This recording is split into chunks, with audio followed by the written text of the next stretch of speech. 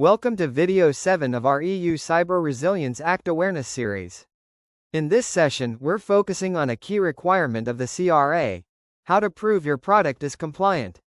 This process is called a conformity assessment, and it's what enables you to legally sell your product in the EU market. A conformity assessment is a structured way to demonstrate that your digital product meets the essential cybersecurity requirements defined in Annex 1 of the CRA. This process shows that you've applied a risk-based approach, implemented appropriate safeguards, and documented your technical justifications. It also proves you've established support and monitoring procedures for the product after release. Moving on, there are two main routes for CRA conformity assessment. First, self-assessment, available for most products that are not considered critical. In this case, the manufacturer evaluates its own compliance and documents the results.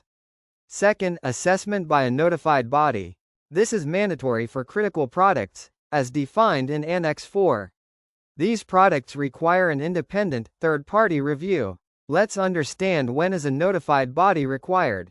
You'll need to involve a notified body if your product appears in Annex 4. You choose not to use harmonized standards for compliance, or there is a dispute about your product's conformity. Notified bodies perform impartial assessments of your design documentation, testing results, and security controls. For high-risk products, this is not optional.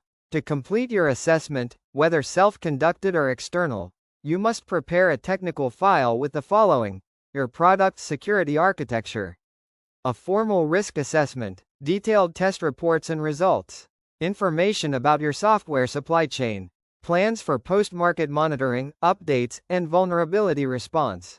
These documents must align with the requirements in Annex 7 of the CRA. Moving on to declaration of conformity. Once the assessment is complete, you must issue an EU declaration of conformity. This is a formal statement, signed by the manufacturer, confirming that the product meets CRA requirements. The declaration must include manufacturer and product details, reference to applied standards, the assessment procedure used, and the date and signature of the responsible person. Depending on your situation, you may use a full or simplified version, as defined in Annexes 5 and 6. Once you've passed the conformity assessment and issued your declaration, your product must carry the CE mark. This shows that the product meets all applicable EU safety, health, and cybersecurity standards, including the CRA. The CE mark, combined with the technical documentation and declaration of conformity, enables you to legally place your product on the EU market. But remember, market surveillance authorities can inspect your compliance at any time, so documentation must remain current.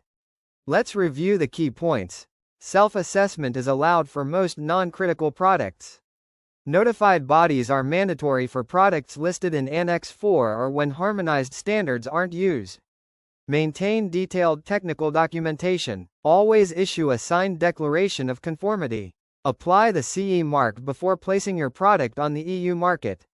The conformity assessment is more than a formality, it's your proof of trust, transparency, and responsibility.